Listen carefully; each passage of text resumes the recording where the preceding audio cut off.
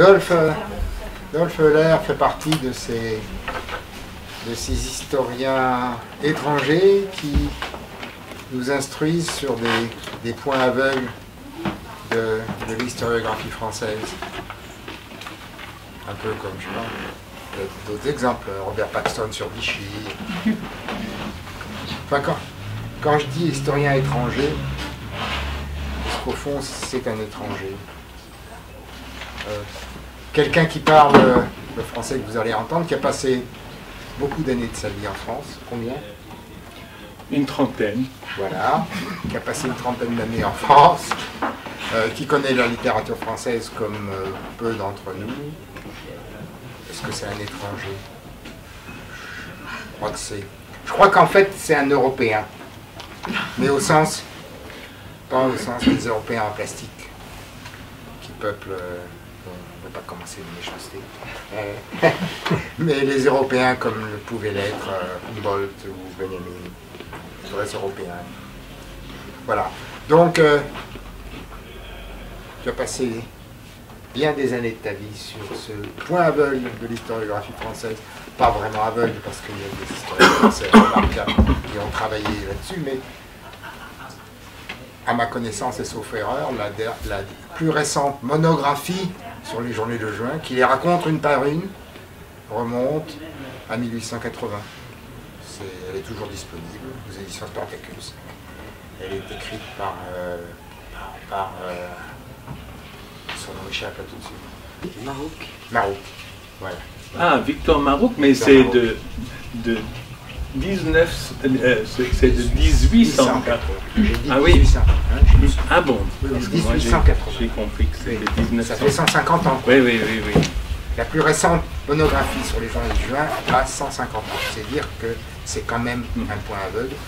Et voilà, j'en ai assez dit. Dolf va expliquer.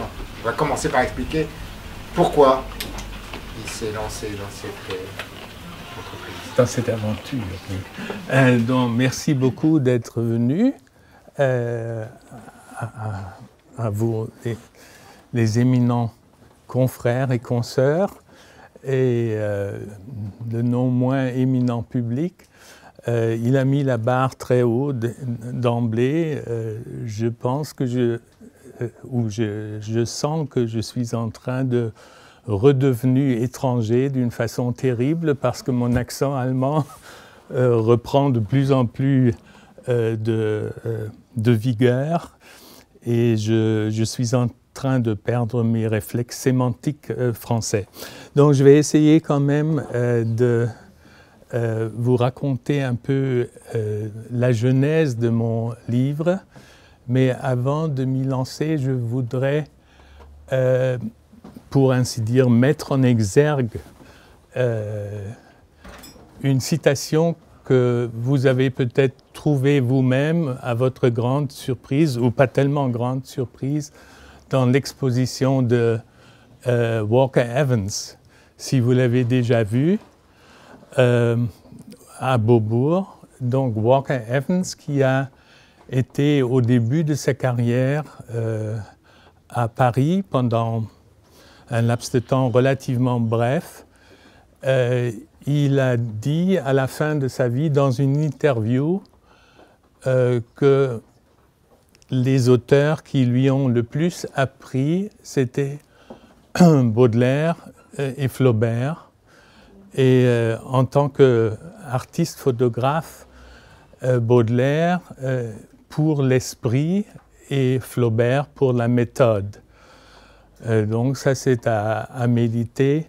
Je me demande ce qu'il a voulu dire exactement avec cette distinction entre l'esprit de l'un et la méthode de l'autre. Mais je pense que, disons, il est évident lorsqu'on voit l'œuvre de Walker Evans qu'il s'inspire, pour ainsi dire, systématiquement de l'œuvre baudelairienne. Il a d'ailleurs, lorsqu'il a vécu à Paris, traduit un des poèmes en prose, La Chambre double, qui a priori déjà une espèce d'attrait photographique. Aussi, Et c'est lui qui a mis en photographie l'idée baudelairienne de la revalorisation des détritus, de la révalorisation, mon Dieu, je suis en bisbille avec ce terme, des pauvres, des humbles. Et il a dit une phrase, pas à propos de Baudelaire directement, mais dans une de ses interviews qu'il interrogeait sur sa propre œuvre de photographe. Il a dit, pour ses photographies les plus célèbres, les pauvres dans la province américaine, il a dit « Les pauvres parlent avec les yeux ». Et ça, c'est une idée qu'il a pu, c'est-à-dire il n'avait pas besoin de Baudelaire pour ça, bien entendu. Mais il avait mieux compris Baudelaire que la plupart des experts baudelairiens, dont un des plus éminents à la Sorbonne m'avait reproché, lorsque je présentais ma lecture de Assommons les pauvres, il m'avait reproché, c'est-à-dire à travers moi, à Baudelaire lui-même, que Baudelaire ne donnait pas la parole aux pauvres, qu'il refusait la parole aux pauvres. Alors que justement, dans Assommons les pauvres, il y a une description du regard du pauvre, dont il dit ça aurait fait pleuvoir des aumônes si l'esprit pouvait remuer la matière, etc. Donc, Walker Evans, comme Baudelaire, a bien compris ce qui fait une des spécificités d'expression des pauvres. Il n'avait pas besoin d'imiter l'argot des pauvres ou de mettre de l'argot pour être crédible en tant qu'auteur de gauche. Donc, pour parler un peu de la genèse, lorsque j'ai pensé à ça, je me suis aperçu moi-même d'une chose dont je ne m'étais jamais aperçu. Il fallait que je fasse ces petits topos ce soir pour m'en rendre conscient. C'est que j'ai passé déjà, je peux célébrer le cinquantenaire de mon occupation avec Baudelaire maintenant, parce que j'ai commencé à travailler sur lui sous la houlette d'Adorno, de mon maître Adorno, à la fin des années 60. Et je devais faire avec Adorno une thèse, disons, post-benjaminienne sur Baudelaire. Et malheureusement, Adorno est mort presque au même moment où l'on avait convenu d'engager cette histoire.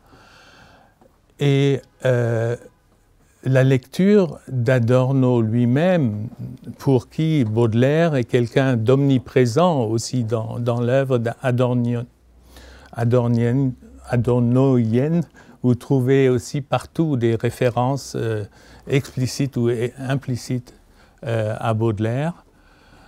Et surtout la lecture de celui dont il a pris l'héritage et dont il a été l'éditeur et aussi parfois le critique, parfois un peu sévère à notre goût, le goût de ma génération, donc, qui en avons souffert que Adorno, à un moment donné, ait écrit une lettre terrible à Walter Benjamin au moment où celui-ci lui avait envoyé un manuscrit sur comment il fallait revoir les fleurs du mal. Donc la lecture d'Adorno et de Benjamin m'a mis sur la piste qui a pratiquement décidé de ma vie de chercheur et même en dehors de la recherche, de ma vie tout court. Et disons, la méthode de Benjamin pour aller vite c'était un peu assimiler le 19e siècle en le dévorant. Hein, il a vraiment lu à la Bibliothèque nationale, surtout pratiquement tous les textes canoniques et non canoniques, et surtout préféré les textes non canoniques souvent aux textes canoniques qu'il pouvait trouver pour se faire une idée complète de ce qu'était le 19e siècle. Et à travers cela, son auteur central, c'était évidemment Baudelaire, celui dont il dit dans le Passagenwerk que c'était pratiquement le seul à comprendre, disons, à comprendre tous les aspects de l'histoire et surtout de l'histoire sociale du XIXe siècle. Alors, autour de Baudelaire, Benjamin groupe des milliers d'auteurs et de textes, parfois de textes anonymes, et donc il a cette vision monumentale et, pour ainsi dire, impossible d'un ouvrage qui fera date sur la modernité parisienne et Paris, capitale du XIXe siècle. Il veut, pour ainsi dire, embrasser tout le XIXe siècle à travers une phénoménologie des textes, de l'iconographie et des faits sociaux ou des faits industriels du siècle avant-dernier. Et donc moi, comme tous les gens de ma génération, on était fascinés par cette entreprise, par le contre-pied systématique que Benjamin prenait par rapport à la critique universitaire ou même à la critique, disons, à la critique officielle et inofficielle de Baudelaire. Il avait une vision de Baudelaire tout à fait originale et c'était pratiquement le seul à sauver ou à entreprendre de sauver Baudelaire de la réception conformiste et même lui, parfois, il était une victime du conformisme, par exemple, lorsqu'il dit qu'après le 2 décembre 1951, Baudelaire se soumettait comme un moine au Nouvel Empire.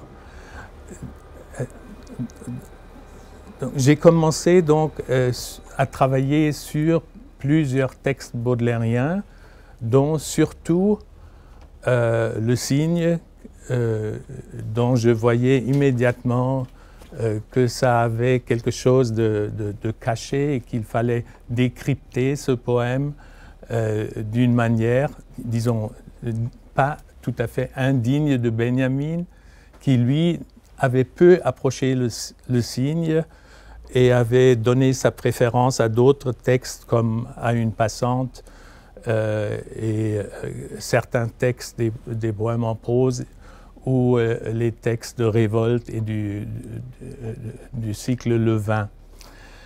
Et donc moi je m'étais fixé d'abord sur le Cygne et sur Assommons les pauvres et sur le Salon de 46 sur lequel j'ai écrit un premier livre en essayant de prouver que la fameuse préface de ce salon qui s'adressait aux bourgeois et que la gauche à l'époque d'Aragon jusqu'à Sartre méconnaissait comme un texte qui faisait la cour à la bourgeoisie était en vérité une apostrophe ironique de cette même bourgeoisie à laquelle il dédiait son premier grand salon, c'était en effet le deuxième. Et j'ai donc intitulé mon premier livre « Esthétique anti-bourgeoise » chez Baudelaire, Heine et Daumier. Et je montrais en même temps l'affinité profonde qui existait entre Heine, autre anti-bourgeois ironique, qui ne vit que par l'ironie et par l'humour aussi, et Daumier, l'affinité de Baudelaire et de l'œuvre baudelairienne avec la caricature sautait aux yeux, et elle avait été ignorée et par la critique universitaire et par Benjamin lui-même, qui s'occupait relativement peu de caricatures et en particulier de Daumier.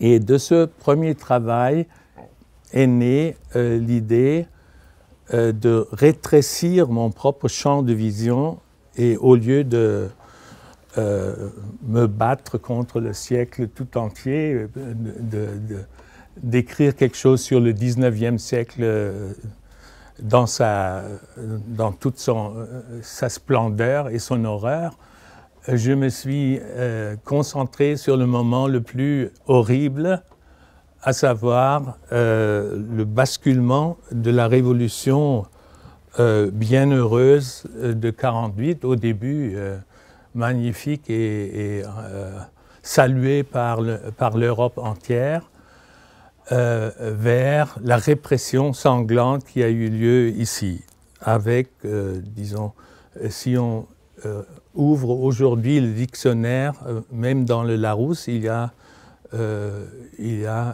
un alinéa sur juin 1948 où il répète qu'il y a eu tant de morts, etc., et que Cavaignac avait fait donner les canons sur la population parisienne, mais sans autre commentaire. Et ce qui, dans ce travail-là, qui partait aussi de la méditation sur une fameuse discussion entre Benjamin et Brecht, parce que Benjamin avait soumis à Brecht ses idées sur la proximité de Baudelaire à Blanqui. Et il avait résumé ceci dans une formule célèbre, je cite de mémoire, donc je cite vaguement, « Le rêve de Baudelaire est la sœur de l'action de Blanqui ». Donc ceci se réfère à un vers célèbre du Reniement de Saint-Pierre où Baudelaire dit « Quant à moi, je sortirai content d'un monde où l'action n'est pas la sœur du rêve ». Et Benjamin a greffé sur ces vers les noms de Blanqui et de Baudelaire pour dire à quel point, disons, l'esprit de la poésie baudelairienne est de nature blanquiste. Or, Brecht,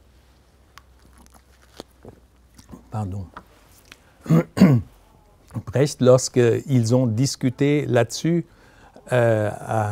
au Danemark, dans l'exil de Brecht, il a très mal pris cette initiative baudelairienne et il a noté, lui, dans son journal,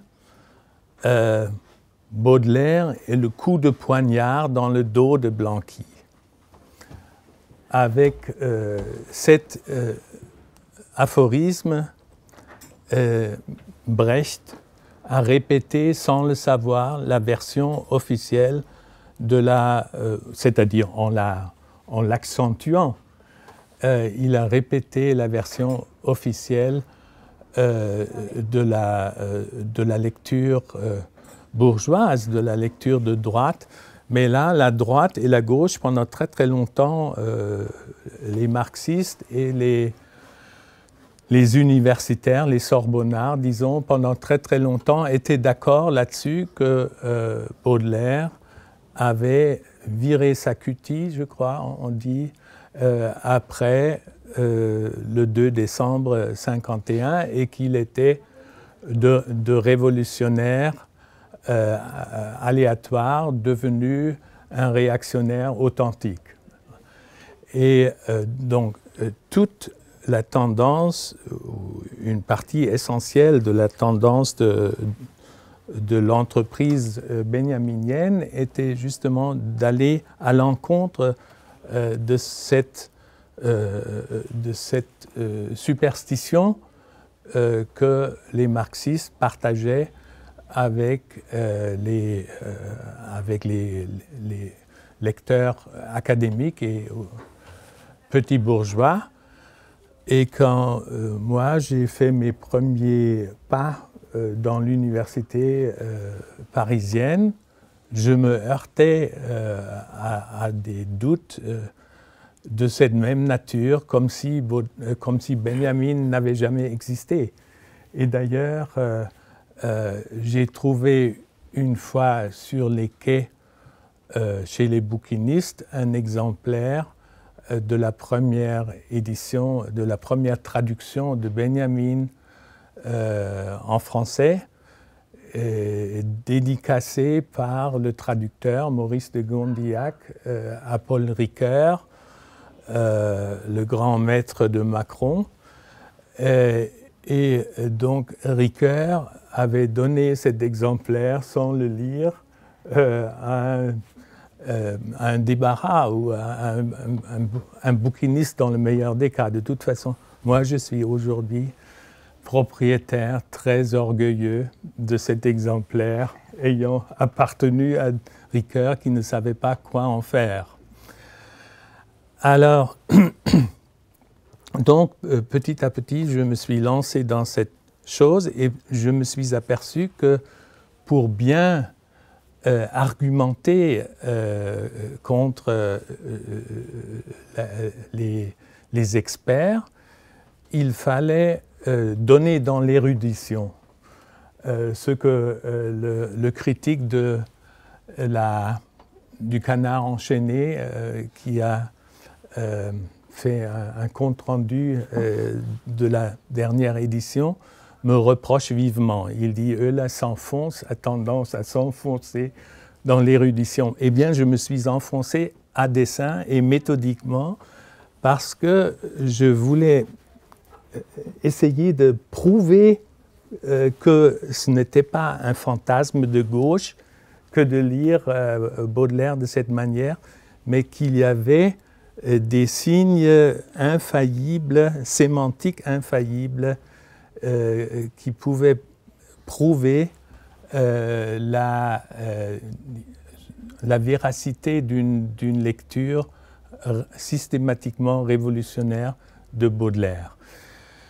Et pour ce faire, donc j'ai fini par comprendre qu'il fallait reconstruire, pour ainsi dire, toute la sémantique de l'époque pour montrer aussi que entre les textes triviaux et les textes, les témoignages à chaud des événements et les commentaires des médias, de la presse, etc., et la littérature élaborée au maximum, y compris la poésie, la littérature presque hermétique, il y avait des passerelles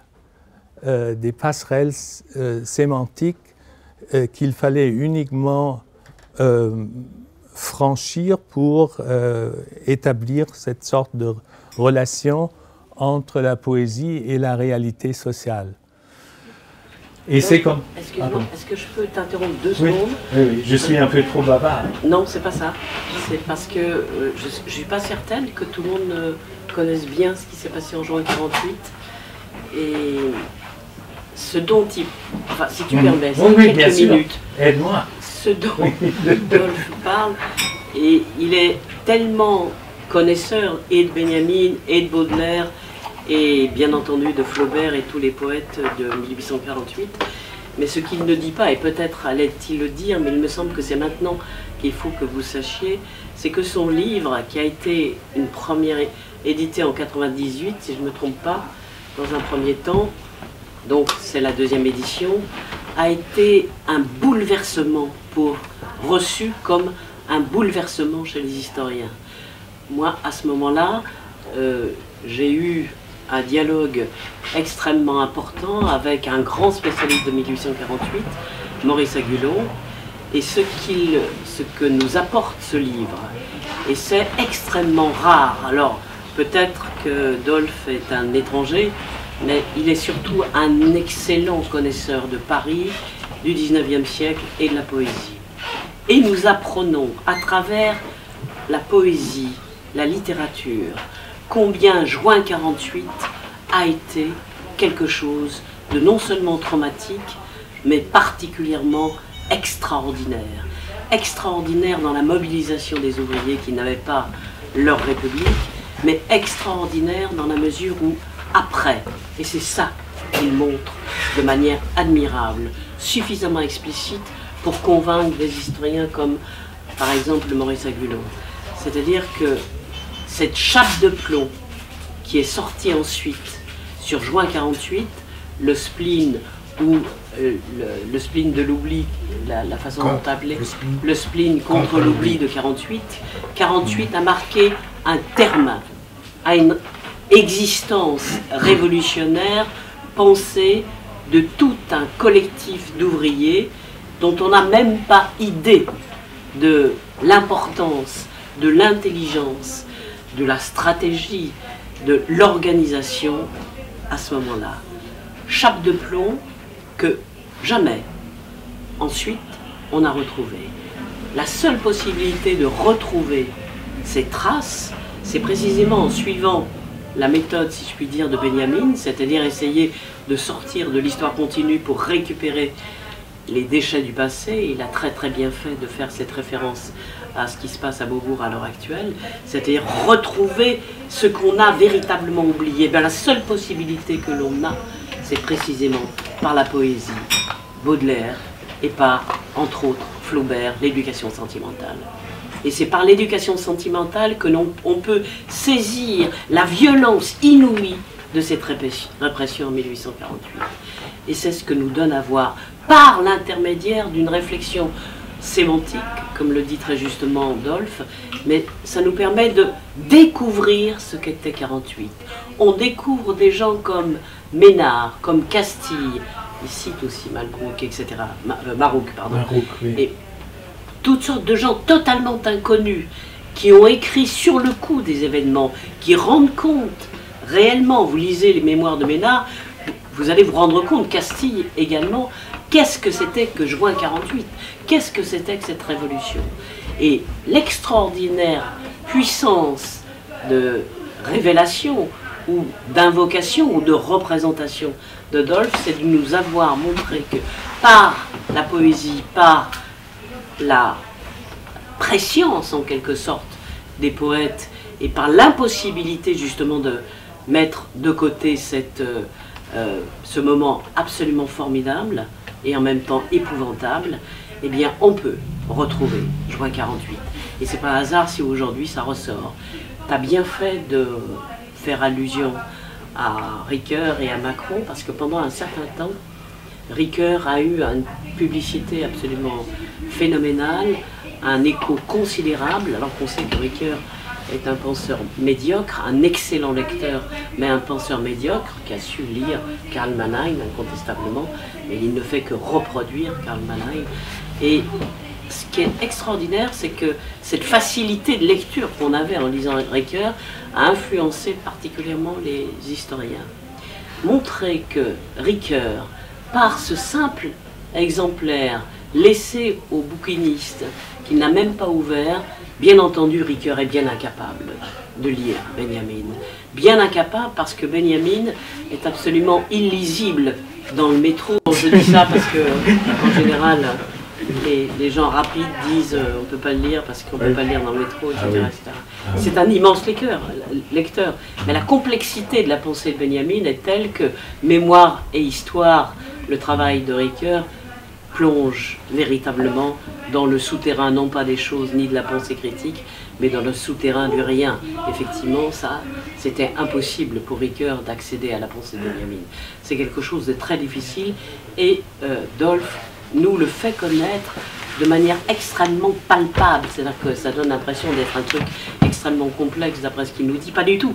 Vous lisez ça avec énormément de facilité critique, certes, mais bien entendu avec une exigence, non pas de savant, mais une exigence de rendre compte de la réflexion sur Heine. Vous connaissez peut-être pas Heine, ou si vous le connaissez, c'est un immense penseur dont on ne connaît pas l'existence pour l'essentiel en France, Herzen, etc., etc.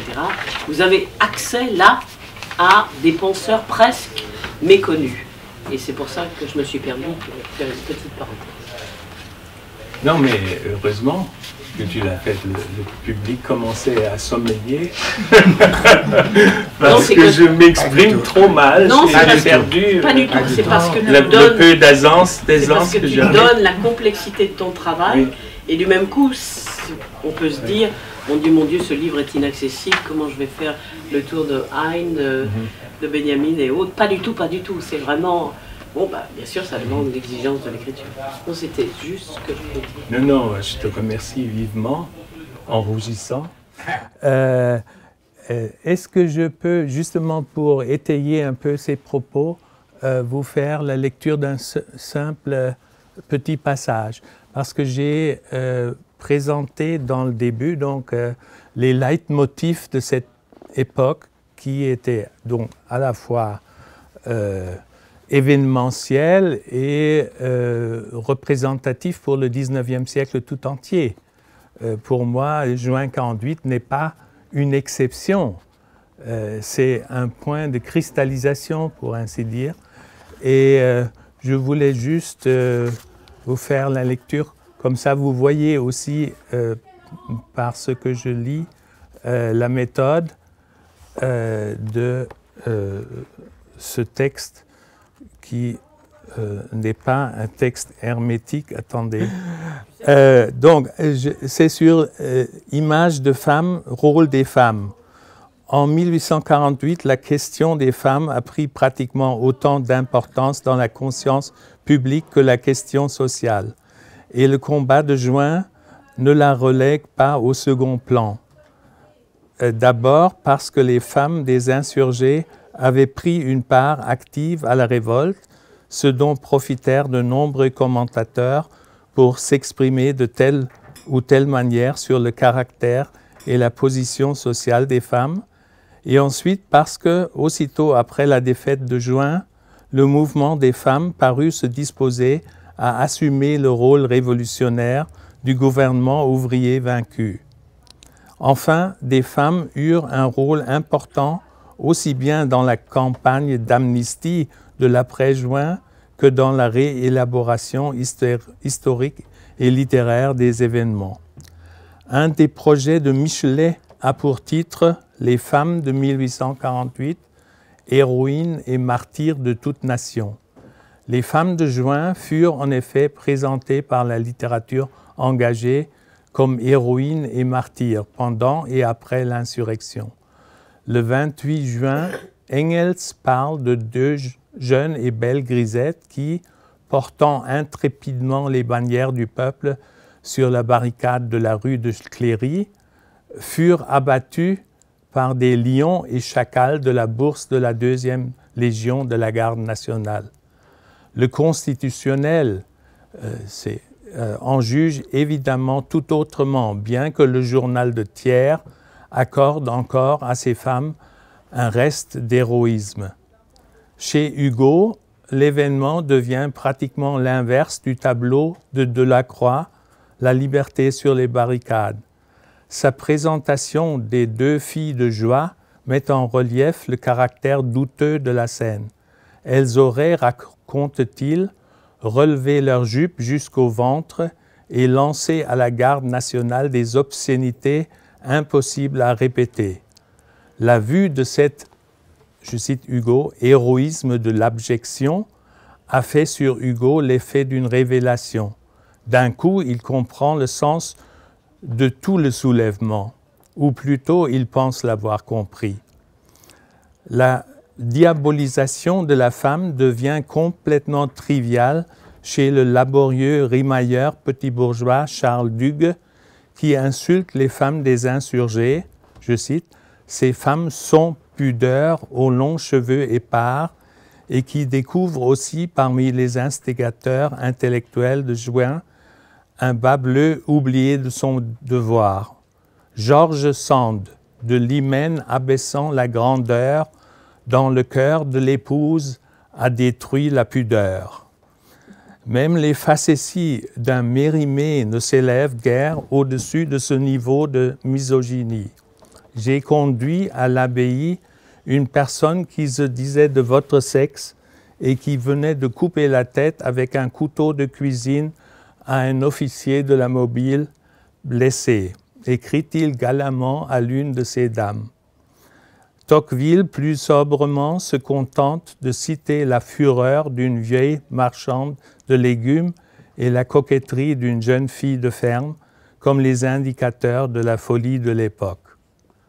Donc je pense m'arrêter là, comme ça vous avez une idée de la manière dont j'assemble et je rassemble des citations des auteurs des différents camps politiques et aussi des différents niveaux d'écriture. Parfois, ce sont de simples rimailleurs ou des écrivassiers, et parfois, ce sont les grands classiques de la littérature du XIXe siècle, mais qui très facilement versent dans la même bêtise anti-féministe ou selon, n'est-ce pas, ou anti-prolétarienne, ou je ne sais pas quoi. Merci.